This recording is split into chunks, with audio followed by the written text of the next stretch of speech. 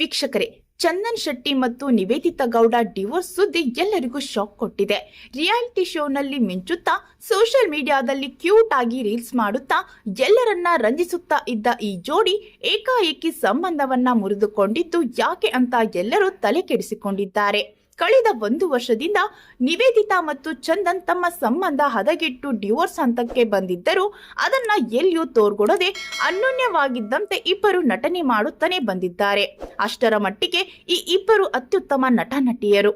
ಆದ್ರೆ ಇವರು ಅದೆಷ್ಟೇ ನಟನೆ ಮಾಡುತ್ತಾ ಇದ್ರೂ ತೀರಾ ಹತ್ತಿರದಿಂದ ಇವರನ್ನ ನೋಡುತ್ತಾ ಇದ್ದವರಿಗೆ ಏನೋ ನಡೀತಾ ಇದೆ ಅನ್ನೋ ಅಸಲಿಯತ್ತು ಗೊತ್ತಿತ್ತು. ಅದರಲ್ಲೂ ರಾಜಾರಾಣಿ ಅನ್ನೋ ರಿಯಾಲಿಟಿ ಶೋನಲ್ಲಿ ಮತ್ತದರ ನಿರ್ಮಾಪಕ ಕಮ್ ಜಡ್ಜ್ ಆಗಿರುವ ಸೃಜನ್ ಲೋಕೇಶ್ ಜೊತೆಗಿನ ಸಂಬಂಧ ಜೋರಾಗಿತ್ತು. ಹಾಗಾದ್ರೆ ಚಂದನ್ ಮತ್ತು ನಿವೇದಿತಾ ಬೇರೆ ಆಗೋದಕ್ಕೆ ಸೃಜನ್ ಕಾರಣನ? ಹಾಲು ಜೇನಿನಂತಿದ್ದ ಚಂದನ್ ನಿವಿ ದಾಂಪತ್ಯಕ್ಕೆ ಸೃಜನ್ ಲೋಕೇಶ್ ಹುಳಿ ಹಿಂಡಿದ್ನ? ಅಸಲಿ ವಿಚಾರ ಈ ವಿಡಿಯೋದಲ್ಲಿ ನೋಡೋಣ ಬನ್ನಿ. ಅದಕ್ಕೂ ಮುನ್ನ ಚಂದನ್ ಜೀವನ ನಿವೇದಿತಾ ಗೌಡ ಹಾಳು ಮಾಡಿದ್ದಾಳೆ ಅಂತ ನೀವು ಕೂಡ ಅನ್ನೋದಾದ್ರೆ ತಪ್ಪದೆ ಈ ವಿಡಿಯೋನ ಲೈಕ್ ಮಾಡಿ. ಹೌದು, ಈ ತರಹದ ಸುದ್ದಿ ಬಣ್ಣದ ಲೋಕದಲ್ಲಿ ಹರಿದಾಡುತ್ತಾ ಇರುವುದಂತೂ ನಿಜ. ರಾಜಾರಾಣಿ ಶೋನಲ್ಲಿ ಚಂದನ್ ಮತ್ತು ನಿವೇದಿತಾ ಭಾಗಿಯಾಗಿ ವಿನ್ನರ್ ಆಗಿದ್ದರು. ಈ ಶೋ ನಂತರ ಚಂದನ್ ಸಿನಿಮಾ, ಸಂಗೀತ, ಮ್ಯೂಸಿಕ್ ಶೋಗಳು, ನಟನೆ ಅಂತ ಬ್ಯುಸಿ ಆದ್ರು. ಆದ್ರೆ ನಿವೇದಿತಾ ಗಿಚ್ ಗಿಲಿ ಅನ್ನೋ ಶೋನಲ್ಲಿ ನಟಿಸೋದಕ್ಕೆ ಶುರು ಮಾಡಿದ್ರು. ಅಲ್ಲಿಂದಲೇ ಎಲ್ಲವೂ ಹಳಿ ತಪ್ತು ಅಂತ ಸ್ಮಾಲ್ ಸ್ಕ್ರೀನ್ ಸೆಟ್ಟರ್ಗಳಲ್ಲಿ ಸುದ್ದಿ ಆಗಿದೆ. ಇನ್ನು ನಿವೇದಿತಾ ಬರ್ತ್ಡೇಗೆ ಸೃಜನ್ ಲೋಕೇಶ್ ಭರ್ಜರಿ ಗಿಫ್ಟ್ ಕೊಟ್ಟಿದ್ದರು.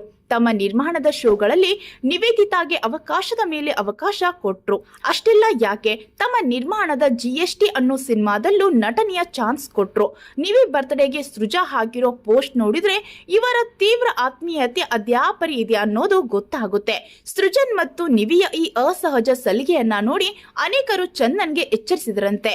ಮ್ಯೂಸಿಕ್ ಶೋಗಳಿಗಿಂತ ಊರೂರು ತಿರುಗೋ ಚಂದನ್ಗೆ ನಿನ್ನ ಹೆಂಡತಿಯ ಬಗ್ಗೆ ಗಮನ ಹರಿಸು ಅಂತ ಸೂಚಿಸಿದ್ದರಂತೆ. ಆಗ ಚಂದನ್ ತನ್ನ ಜೊತೆ ಶೋಗಳಿಗೆ ಬರಲಿಕ್ಕೆ ನಿವೇದಿತಾರನ್ನ ಒತ್ತಾಯ ಮಾಡಿದ್ದಾರೆ. ಆದರೆ ನಿವಿ ನನಗೆ ಅದರಲ್ಲಿ ಆಸಕ್ತಿ ಇಲ್ಲ, ನೀನು ಹೋಗಿ ಬಾ ಅಂತ ಚಂದನ್ನ ಸಾಗಿ ಹಾಕ್ತಾ ಇದ್ರಂತೆ.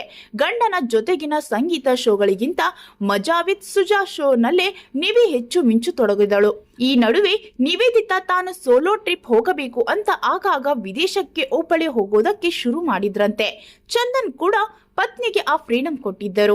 ಆದರೆ ನಿವಿಯ ಸೋಲೋ ಟ್ರಿಪ್ಗೆ ಮತ್ತೊಬ್ಬ ಸೋಲೋ ಹೀರೋ ಸಾಥ್ ಕೊಟ್ಟಿದ್ದಾನೆ ಅನ್ನೋ ವಿಚಾರ ಚಂದನ್ ಕಿವಿಗೆ ಬಿದ್ದಿತ್ತಂತೆ. ಯಾವಾಗ ಈ ಗಾಸಿಪ್ ಹೆಚ್ಚಾಗಿ ಹರಿದಾಡೋಕೆ ಶುರುವಾಯ್ತೋ ಚಂದನ್ ನಿವೇದಿತಾಗೆ ಇನ್ನು ಮುಂದೆ ಈ ರಿಯಾಲಿಟಿ ಶೋ ಸವಾಸ ಸಾಕು, ರಿಯಾಲಿಟಿನಲ್ಲಿ ಸಂಸಾರ ಮಾಡಿಕೊಂಡಿರೋಣ, ಮಕ್ಕಳನ್ನ ಮಾಡಿಕೊಳ್ಳೋಣ ಅಂತ ಕೇಳಿಕೊಂಡರಂತೆ. ಆದರೆ ನಿವೇದಿತಾ ಇದಕ್ಕೆ ಸುತರಾಂ ಒಪ್ಪಿಕೊಂಡಿಲ್ಲ. ಚಂದನ್ ಶೆಟ್ಟಿ ಕಷ್ಟಪಟ್ಟು ಮೇಲೆ ಬಂದ ಹುಡುಗ. ಅರ್ಜುನ್ ಜನ್ಯ ಜೊತೆ ಕೆಲಸ ಮಾಡುತ್ತಾ ಉದ್ಯಮದಲ್ಲಿ ಒಂದೊಂದೇ ಹೆಜ್ಜೆ ಇಟ್ಟು ಮೇಲೆ ಬಂದಾತ. ಕನ್ನಡದಲ್ಲಿ ರ್ಯಾಪರ್ ಸಾಂಗ್ಗಳ ಹೊಸ ಟ್ರೆಂಡ್ ಅನ್ನೇ ಶುರು ಮಾಡಿದ್ದು ಚಂದನ್ ಶೆಟ್ಟಿ. ತನ್ನ ರ್ಯಾಪರ್ ಸಾಂಗ್ಗಳಿಂದ ಫೇಮಸ್ ಆಗಿ ಬಿಗ್ ಬಾಸ್ ಸೀಸನ್ 5ರ ಸ್ಪರ್ಧಿಯಾಗಿ ಹೋಗಿದ್ದ ಚಂದನ್ ಬಿಗ್ ಬಾಸ್ ಟ್ರೋಫಿಯನ್ನ ಗೆದ್ದು ಬಿಟ್ರು. ಅದೇ ಬಿಗ್ ಬಾಸ್ ಮನೆಯಲ್ಲಿ ಚಂದನ್ಗೆ ಸಿಕ್ಕಿತು ಈ ನಿವೇದಿತಾ. ಗೊಂಬೆ ಅಂತಿದ್ದ ನಿವೇದಿತಾನ ನೋಡಿ ಕರಗಿ ಹೋಗಿದ್ದ ಚಂದು ಗೊಂಬೆ ಗೊಂಬೆ ಅಂತ ಹಾಡನ್ನೇ ಕಂಪೋಸ್ ಮಾಡಿದ್ರು. ಯುವ ದಸರಾ ವೇದಿಕೆಯ ಮೇಲೆ ಪ್ರಪೋಸ್ ಮಾಡಿದ್ರು. ಕುಟುಂಬದವರನ್ನ ಒಪ್ಪಿಸಿ ಮೈಸೂರಿನಲ್ಲಿ ಶಾಸ್ತ್ರೋಕ್ತವಾಗಿ ಸಪ್ತಪದಿ ತುಳಿದಿದ್ರು. ಆದರೆ ಇದೀಗ ಸೃಜನ್ ಲೋಕೇಶ್ ನಿಂದ ಸಂಸಾರದಲ್ಲಿ ಬಿರುಕು ಬಂದು ದೂರ ಆಗಿರುವ ನಿವೇದಿತಾ ಮತ್ತು ಚಂದನ್ ಬಗ್ಗೆ ನಿಮ್ಮ ಅಭಿಪ್ರಾಯವನ್ನ ತಪ್ಪದೆ ಕಮೆಂಟ್ ಮೂಲಕ ತಿಳಿಸಿ. ಧನ್ಯವಾದಗಳು.